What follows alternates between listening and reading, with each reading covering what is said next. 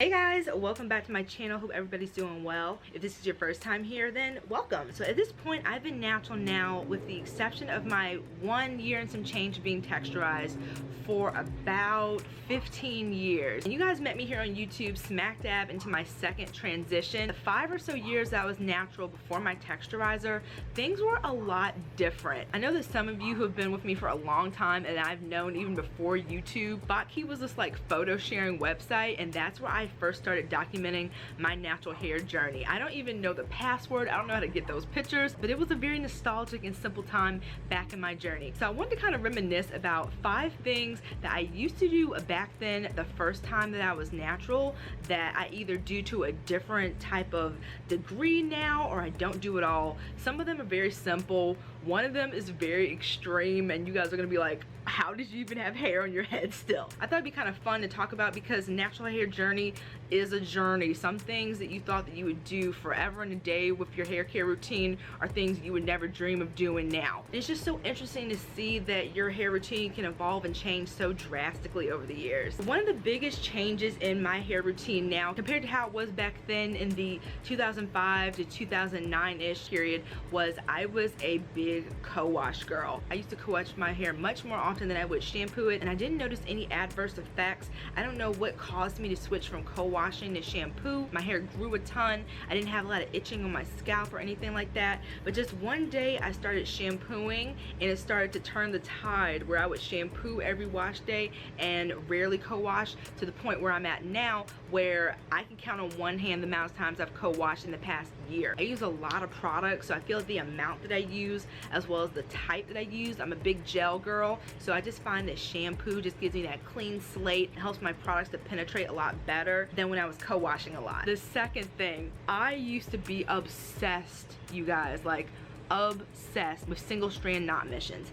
I would carry a pair of scissors in my purse so that if I was waiting for someone for a while, or if I was somewhere where I had like a screen where I could like look through, get those knots really well, I would keep a pair of scissors on me so that just if I had a few minutes to spare, I could attack some single strand knots. Now single strand knots still get on my everlasting nerves. I cannot stand them. They're annoying. They're just a part of the name of the game when it comes to my hair and many others. Natural hair, curly hair loves to love up on itself, so I can never completely eradicate single strand knots unless my hair is straight, because that's the only time I can really fully go in and eradicate them. And I think that doing that last year when my hair was straight made a huge difference. Felt like my knots were nowhere near as knotted and tangled as they normally get after returning back to my curls. So whenever I straighten my hair again, that's when I'll let my little scissors fly free and go in on those single strand knots when my hair is straight.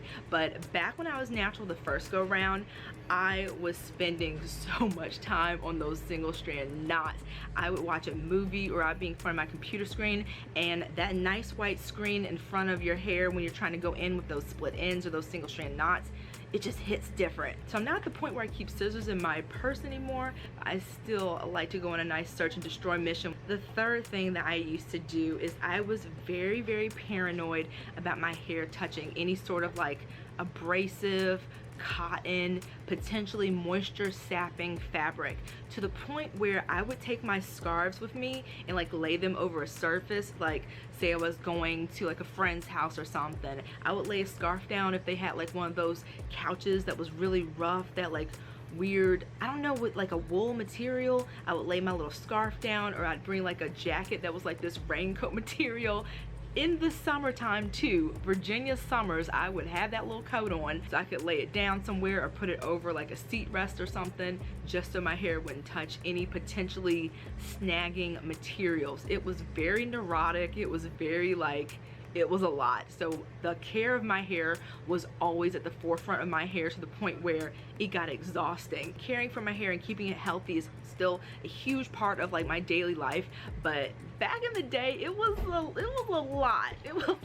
And also something that I still do to this day, because I have cloth covers in my little 01 Honda, is that I will not lean back on the seat so that my hair won't have that material touching it. So I am like rigid as all get out whenever I'm on some type of material like that.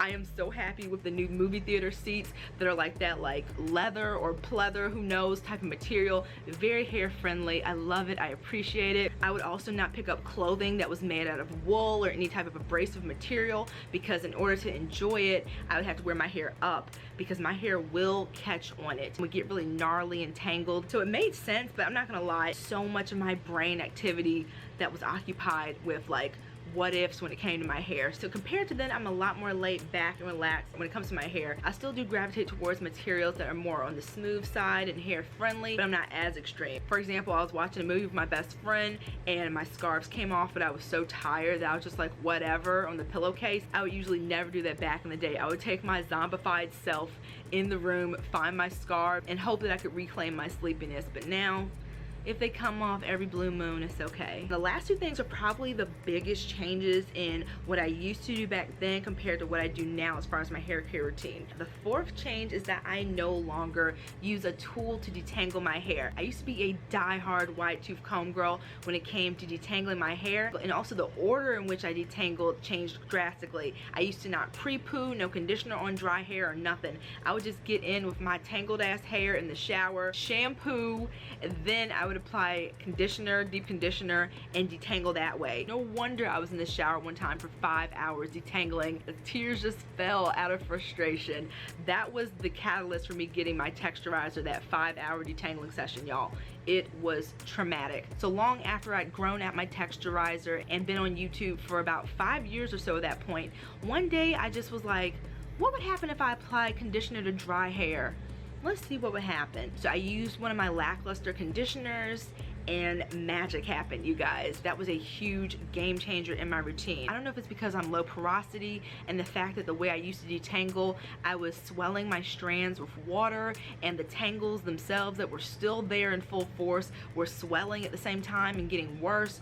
And the fact that I now apply my conditioner on dry tangled hair and it has a chance to absorb more and soften my tangles better, I don't know. And I was just meaning to separate the strands to get it sectioned for my wide tooth comb, but the more I just kept sectioning, the more I found the detangling was so much easier, a lot less painful, and my hands were able to just go into the center of a tangle and really get in there and separate those individual strands versus using a comb and going in blind with those tangles. Finger detangling plus dry hair plus the conditioner and my little slip boosters now has made a world of difference in the overall health of my hair and how my wash and goes turn out, because my natural curl pattern is preserved a lot better because the comb isn't disrupting it. My fingers help to keep that curl pattern intact much easier, so the style looks a lot better, and I just feel like the overall health of my hair and my sanity is preserved a lot better with how I detangle my hair now versus back when I was using tools. And my most wild and out there thing that I used to do with my hair care routine that I no longer do anymore, I used to leave in all of my conditioner, with the exception of doing a quick little rinse at my roots to try to get like the layer of conditioner that was like caked on here away from my scalp. That was it. I do a quick little shower situation to try to, like, you know, dislodge that from my scalp as much as I could while still maintaining as much conditioner in my hair as possible. It would take a full week for my hair, you guys, for it to dry. It would take forever because it was just so much product. That's another reason I would wear my little raincoat type jacket, not only to keep my hair and my ends happy and as a barrier against abrasive surfaces, but also because it was easier to clean off and help to keep what I was actually wearing under the coat protected from the layers upon layers of conditioner sludge that I had going on while it was drying. My best friend would be like, if you have any kids around, you guys, earmuffs. My best friend would be like, you've got that cummy hair situation going on. So that became our shorthand for me asking him if my hair was fully dried yet, because he's got a front row seat to the back of my hair and all that conditioner. And what is the rationale for this? I was like, okay, my hair is dry, conditioner is good, my hair is at the maximum absorption for conditioner when it's wet, so let's just not rinse out the conditioner. and I would put product on top of it. I don't know how. I was literally like squeezing product out of my hair, but I would still add an oil or a butter, a styler on top of all the conditioner I left in. But y'all, my hair was flourishing. It was long, it was healthy. It was doing really, really well. I think I happened to read an article on Curly Nikki about moisture overload and high growth fatigue somewhere, and I was like, okay, we're gonna see what happens if we stop leaving in all the conditioner. So one day I decided to just rinse all the deep conditioner out, and I haven't looked back since. So that is definitely the most out there thing that I used to do to my hair that I no longer do anymore. So let me know down in the comments how your routine has changed over the years. If you guys ever did anything like off the wall in your routine, like leave in all of your freaking deep conditioner. So I hope you guys enjoyed this little walk down memory lane. Please give it a like. Those likes go a really long way and help to boost my channel into the YouTube algorithm. And if you haven't subscribed already, please do so as well. That'd be awesome, and I'd love to have you. My video next week is going to be on curly proverbs. I'm so excited. My hair is actually still wet from my last foray into curly proverbs, but do not be alarmed because I'm gonna be wearing the same exact outfit in that video, trying to do the whole 2-for-1 type of thing when it comes to my content today, because the rest of my week is going to be a little bit busy. So I'm gonna have the same little setup in that next video. Can't wait to share my experience with the henna and aloe mask. So remember, new videos every Friday. I will see you guys then. Hope you all are doing well. Take care, guys. Bye.